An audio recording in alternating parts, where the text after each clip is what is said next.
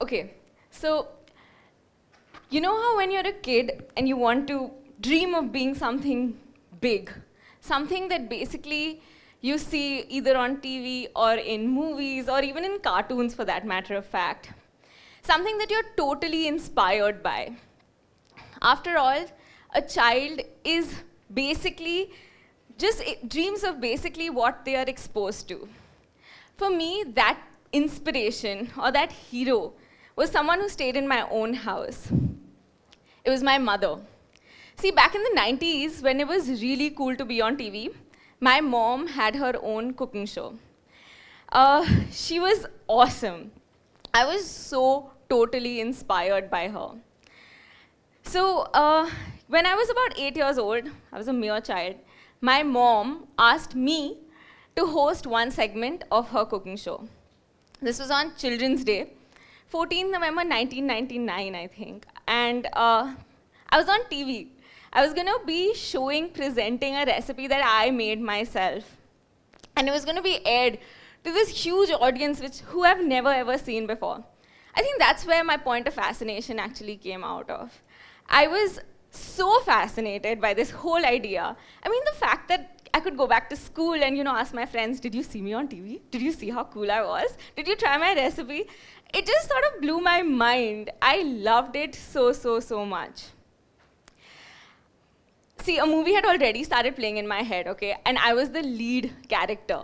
I was the head chef, and I had multiple restaurants.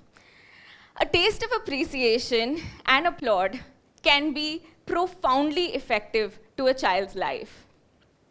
Let's go back a couple of years. When I was 6 years old, I started cooking. When I was 6, I knew I wanted to be a chef. I don't even know how this happened, but it happened. I used to make the best jhalmuri anyone has ever tasted in their lives. I mean, I still can. I'm sure of that.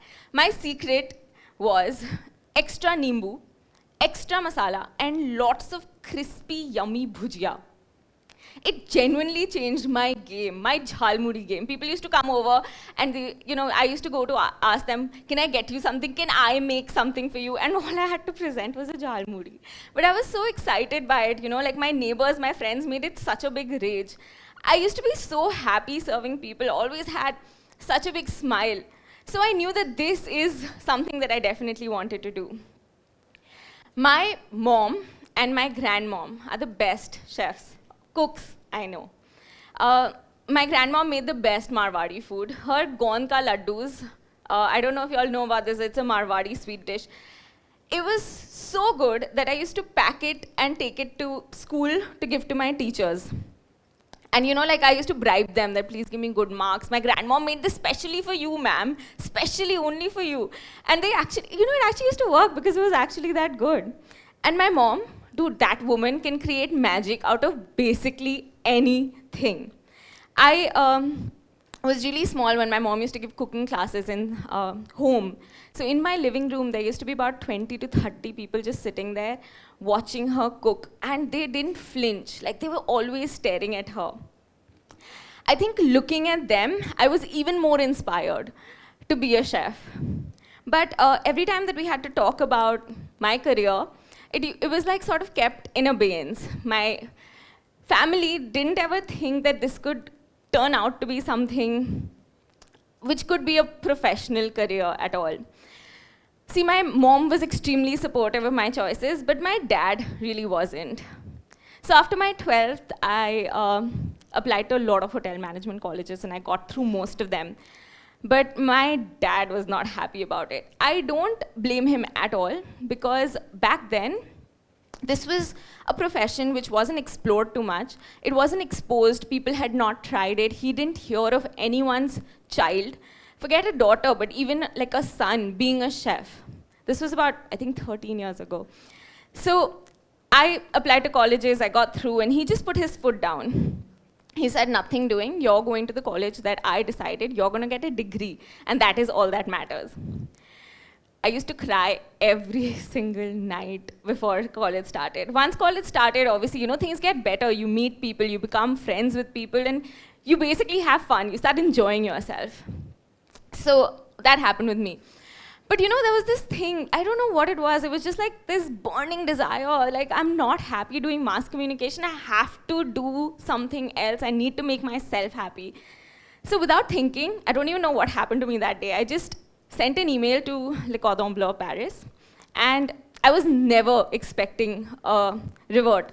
Because I think I was 17, they only start taking in admissions from 18, and they also have a waiting for 6 to 9 months. They used to, at least. And I was just like, okay, fine, forget it. Let's just write to them and forget about it. Used to go back home every day and write in my diary. I used to affirm, I am a chef. I am a restaurateur. I'm going to be the best thing anyone has ever seen. And I believed in it so much. I never knew how I was going to get there. I really had no idea because I was, let's be honest, doing mass communication. I was not interested. So I had no clue how this was going to happen. Obviously, my father would not allow it. So I did this. And I think after around 3 months, I got a reply back from LCB saying that I was accepted. And this was crazy. Like, how could this happen? I jumped, okay? Like, I actually jumped. And when my feet fell back on the ground, my first thought was, oh my God, I have to tell my father. How is that going to happen? He's not going to take it lightly. It's not going to go well for sure. So I had 2 ideas. The first one was to run away. But let's be honest, I didn't have so much money to take me to Paris. Forget Paris, I didn't have any money to do anything. So my second idea, which made so much more sense to me, was to get expelled from college. This just made so much sense in my brain. I was like, "Arey wah, ye to abhi ho jayega yaar." So yeah, and then before I went to my father and spoke to him, I already got suspended. I did something stupid. I got suspended for 2 days. It was very easy in my college to get suspended, by the way. So yeah, so I went to my father and I was like, Papa, I got through LCB. He looked at me like, what is this girl talking about? It's been 2 months. She's in college already. And he's like, aren't you in college? I was like, yeah, I am. But I want to do this. And he was just like, just shut up and go back study. And I was like, no, I've decided I want to do this, and I am going to go. Please, this time I want to go. And he was like, nothing doing. This is not happening. So that's when I told him that I'm suspended.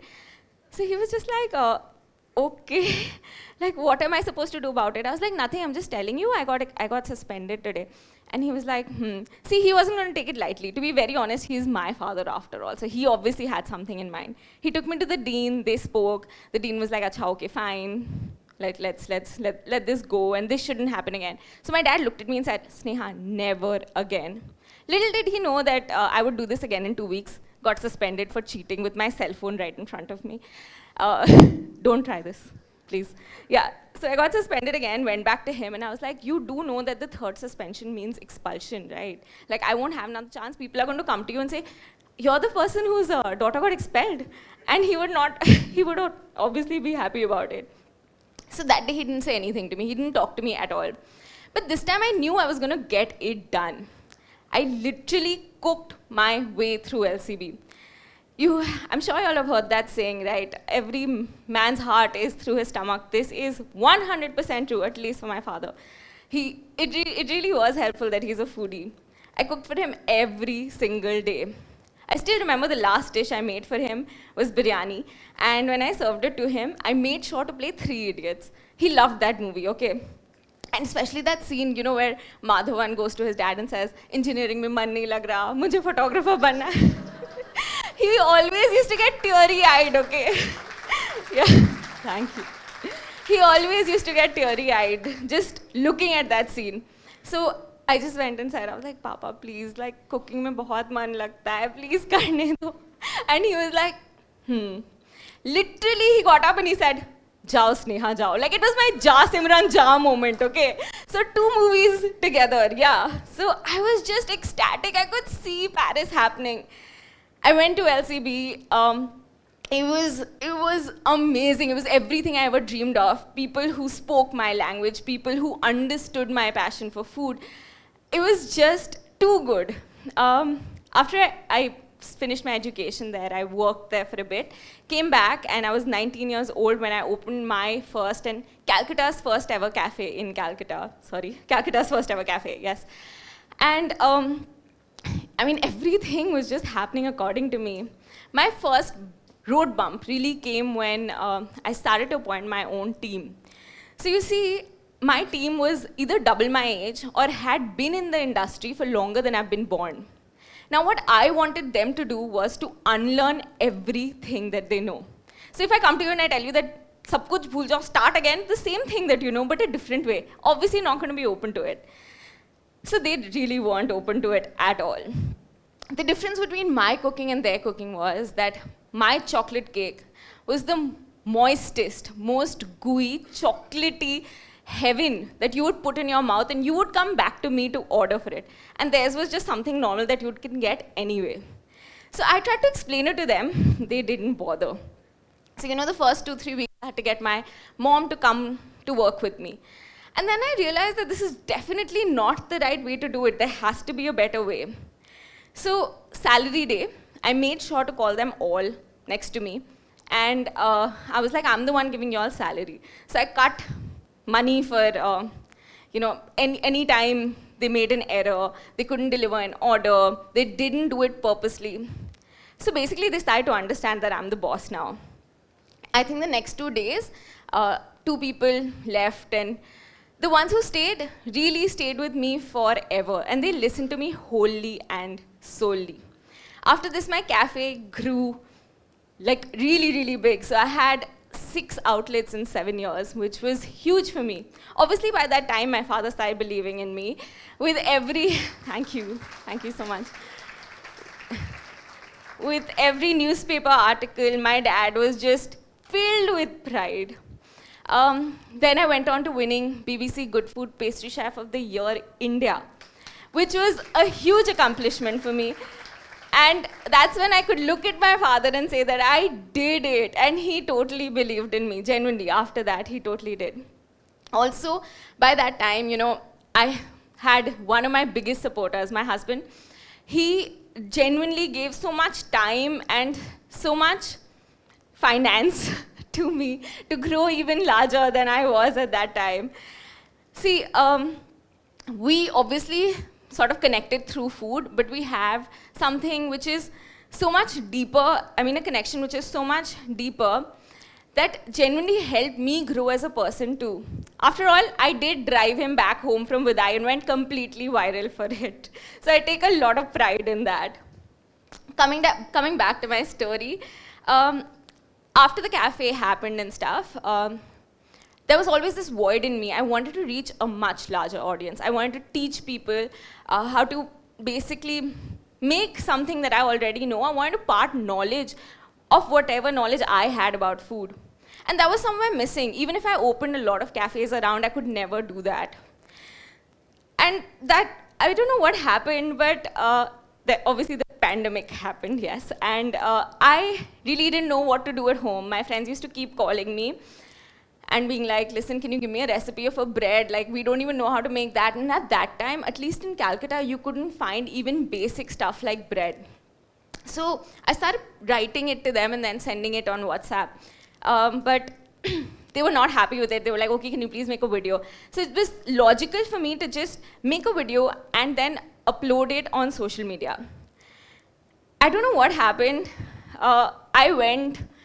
I grew so fast on social media. I had about 10,000 followers in 3 months, which was amazing. People from all around the country were calling my parents and like, is she your daughter? My kids just made her recipe today. And they were just so happy. I could see their eyes literally glittering. Obviously, due to circumstances which were just not in my control after the pandemic, I had to close down my cafe. But I still am growing on social media. I have a verified account and I have 1,55,000 followers, which are just growing every single day. Thank you.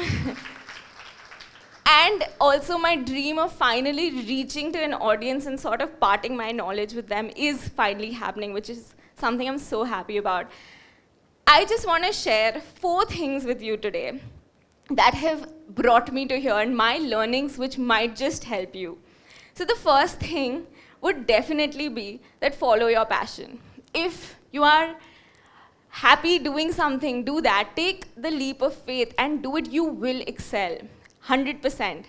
Second, don't be pushed to doing anything. Not for your parents, not for your friends, not your peers, nothing.